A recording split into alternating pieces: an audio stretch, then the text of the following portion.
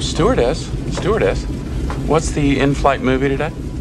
Well, I think you'll like it, Cyrus. It's called I'll Never Make Love to a Woman on the Beach Again. Oh, nothing made me sadder than the agent lost his bladder on the airplane. And you're probably wondering why I'm quoting that amazing film Con Air for this video today. Well, that will all become very obvious in due course, folks. But when it comes to Warhammer 40K, I've only got one thing to say. It's turning into women. In fact, I wouldn't even call it Warhammer anymore. More like a hammer.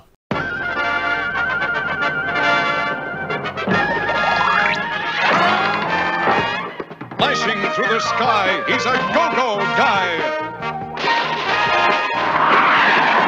Stronger than a train with a so-so brain.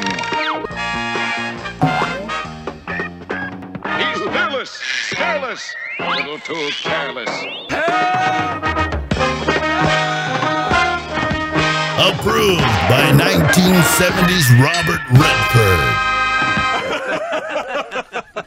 So courtesy of that Park Place, Warhammer hobbyists mock Games Workshop for forcing their lore, changing it in favor of female Adeptus Custodes, because that's what we always wanted, right folks? And look at that big manly chin right there, Raw, who's a cross between Marlon Brando and yeah, I can't think of the other person that was, oh, Gwendolyn Christie, who doesn't actually lend her voice to this character, by the way, but that's a bit of an insult to Miss Christie because she's rather good looking, actually, in a unusual kind of way. So Games Workshop introduced female Adeptus Custodes in the most recent codex called Custodian Caladice Teovalia Kesh stood upon the bridge of a Cobra-class destroyer named Vigilant Flame, not to be confused with Eternal Flame as sung by the beautiful Bangles and their dreamy singer Miss Susanna Hoffs. So the aforementioned warship belonged to the mighty Battlefleet Solar. She lingered, not lingeried, in the shadows at the back of the bridge, positioned at a spot where she could observe the actions of every crew member. Sounds like a voyeurist to me. Be they in the instrumentation pits, at the armament shrines, or, in the case of Shipmaster Lethwick, stood ramrod straight, and I have one of those as well, funny enough, before his command throne.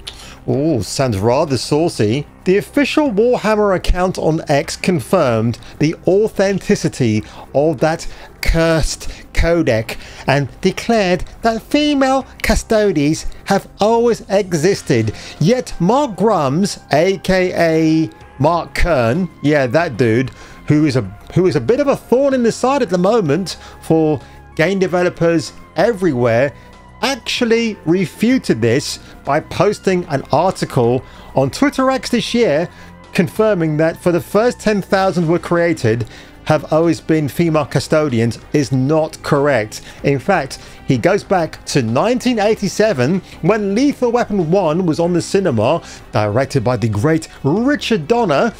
He was ready to retire. Now he's gonna wish he had. Gun! Oh! Oh! Oh! Raj, meet your new partner. New partner?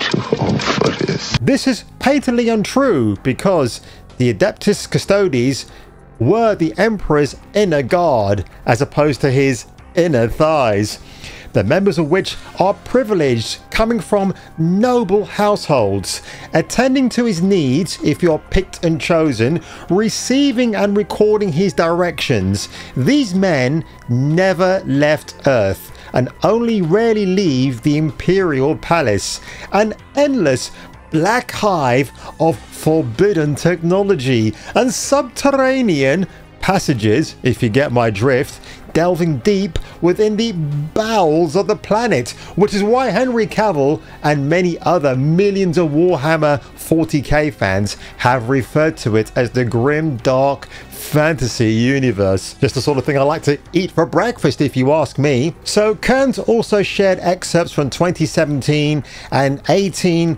Adeptus Custodes codexes that refer to them as the Brotherhood of the Demigods and make it clear they were recruited from the Sons of Nobles. However, of course, this is the woke games workshop we're talking about. They have reworded it now, so it's just entirely ridiculous what they now say. So instead of actually noting that they're sons of nobles who are recruited, this is what Games Workshop actually said. Potential custodians are taken in at a very young age, like they were in the Acolytes, but that's more abduction than taken in, to better survive the rigors of their transformation. Very clever. No older than late infancy, for the fundamental changes that will be wrought upon their flesh and their fragile female minds are tantamount to apotheosis. It's considered a great honor for those of Terra noble houses to submit a child. Now, if you look at this in the real world scheme of things, folks, you can't genetically engineer a woman to be like a man. It just won't happen, right? Going back to this design right here of Tirith Shiva Cyrus, not the virus, played by the great John Malkovich in that all-time action classic Con Air. No, this woman looks like a man, she talks like a man, and she probably farts like one as well. Holy moly, man!